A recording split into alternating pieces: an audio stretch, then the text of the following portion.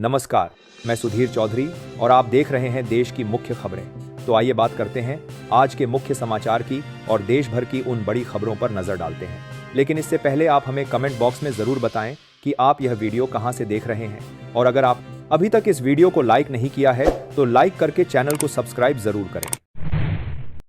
आयुष्मान भारत योजना विस्तार। केंद्र सरकार ने आयुष्मान भारत योजना में नए कार्ड जारी करने का फैसला लिया। अब 12 करोड़ से अधिक परिवारों को मुफ्त स्वास्थ्य बीमा कवर मिलेगा। हर परिवार को 5 लाख रुपए तक की इलाज सुविधा उपलब्ध होगी। इसमें कैंसर और हृदय रोग जैसी गंभीर बीमारियां भी शामिल की गईं। ग्रामीण और शहरी गरीब दोनों को इसका लाभ मिलेगा। 20 सितंबर को प्रधानमंत्री नरेंद्र मोदी गुजरात जाएंगे, जहां वो लौथल में national maritime heritage complex NMHC की प्रगति की समीक्षा करेंगे। यह परियोजना लगभग 4500 करोड़ की है और इसमें भारत की समुद्री इतिहास को प्रदर्शित किया जाएगा। इसमें 77 मीटर ऊंचा की कारकर आर्ट कर रहे हैं। Light house museum, night light show, मंदिर, तैरता होटल और रिसोर्ट शामिल होंगे।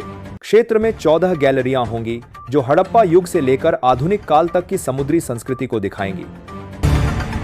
Mumbai Ahmedabad bullet train project में सुरंग breakthrough. Mumbai Ahmedabad high speed rail परियोजना के महाराष्ट्र खंड में NATM तकनीक से बनी एक सुरंग 20 सितंबर को पूरी होने वाली है। यह सुरंग ब्रेक थ्रू वैज्ञानिक एवं इंजीनियरिंग दृष्टिकोण से एक महत्वपूर्ण मोड़ है। इससे इस प्रोजेक्ट की 20 एक महत्वपूर्ण बनाया है वो संबंध से बनाया है। प्रगति और तेज होगी। इस भरोसे के चलते यातायात व समय की बचत की उम्मीद है। बीजेपी ने बिहार विधानसभा चुनाव के मद्देनजर अपनी तैयारियां तेज कर दी हैं। केंद्रीय गृह मंत्री अमित शाह 18 सितंबर को बिहार दौरे पर होंगे, जहां वे पार्टी कार्यकर्ताओं से मिलेंगे और चुनावी रणनीति तैयार करेंगे। इस दौरान सीट बंटवारे और प्रचार अभियानों की रूपरेखा बनाए जाने की उम्मीद है।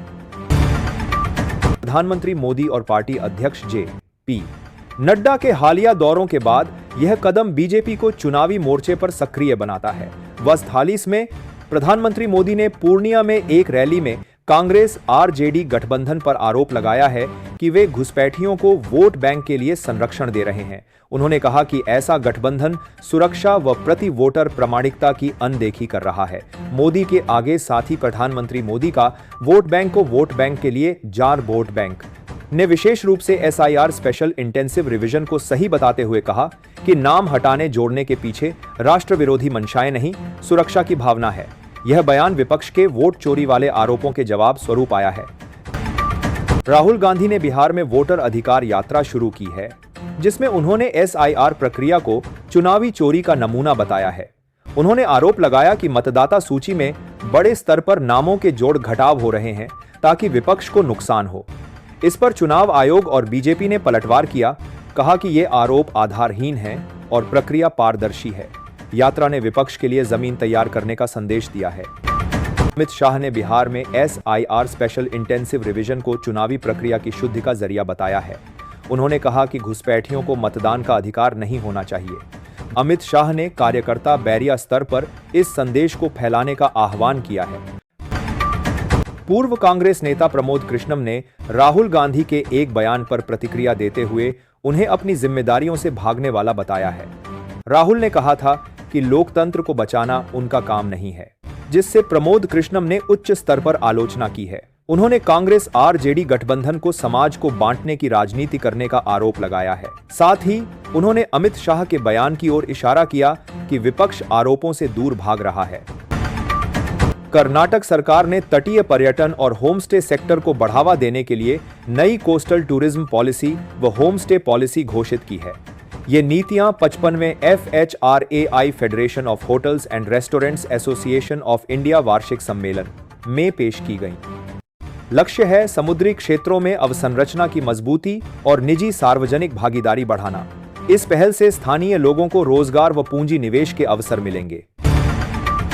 चेन्नई में कम्युनिटी के आयोजन में 20 सितंबर को सुबह 6 से 9 बजे तक तटीय स्वच्छता अभियान होगा।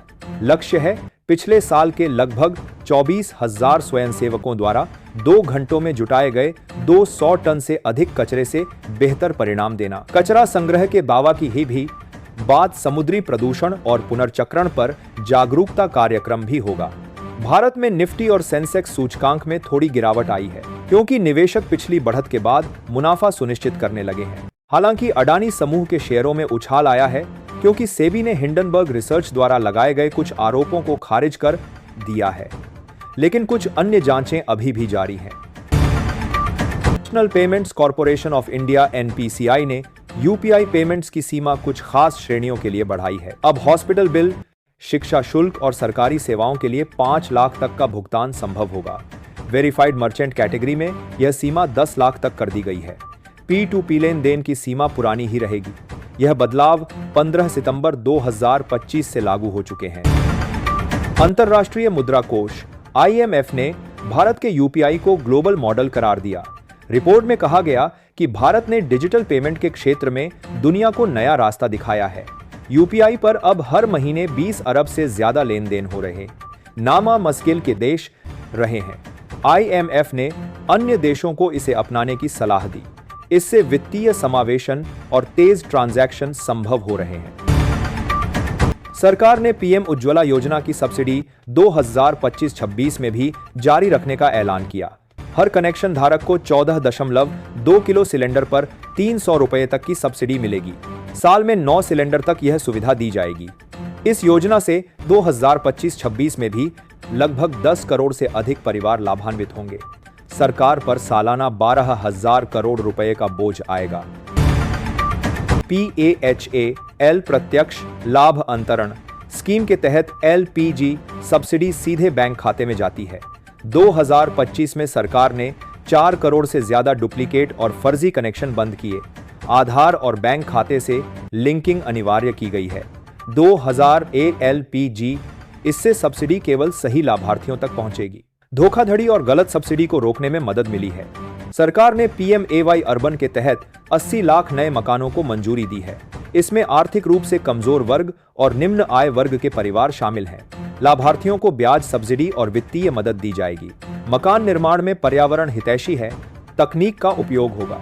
2026 तक हर शहरी परिवार को घर देने का लक्ष्य है। भारत में आज 24 कैरेट सोने की कीमत 11,117 रुपये प्रति ग्राम और 22 कैरेट की कीमत 10,190 रुपये प्रति ग्राम दर्ज की गई। अमेरिकी फेड की दर कटौती के बाद डॉलर मजबूत हुआ, जिससे दाम में लगभग 54 रुपये की गिरावट आई। इस साल की शुरुआत से सोना करीब 44% महंगा हो चुका है। त्योहारों के सीजन में मांग बढ़ने की संभावना जताई जा रही है। PFRDA ने निर्देश दिया है कि जो कर्मचारी यूनिफाइड पेंशन स्कीम का ऑनलाइन फॉर्म भरने में दिक्कत झेल रहे हैं, वे 30 सितंबर 2025 तक ऑफलाइन फॉर्म नोडल ऑफिस में जमा कर सकते हैं। वित्त मंत्रालय ने अप्रैल से अगस्त 2025 के बीच नियुक्त कर्मचारियों को भी NPS से UPS में स्विच करने का विकल्प दिया है। साथ ही NPS, UPS और अटल पेंशन योजना पर 1 अक्टूबर से नए शुल्क लागू होंगे। डिजिटल पेमेंट पर RBI की पहली नजर रहेगी। पेटीएम और फोन पर जैसी कंपनियों को मानने होंगे नए नियम। दरअसल RBI ने नए नियम डिजिटल प्लेटफॉर्म को सुरक्षित बनाने के लिए ही लागू किए हैं। NPCI ने हेल्थ केयर और एजुकेशन जैसे सेक्टर्स के लिए UPI की डेली ट्रांजैक्शन लिमिट बढ़ाकर 5 लाख रुपए कर दी है।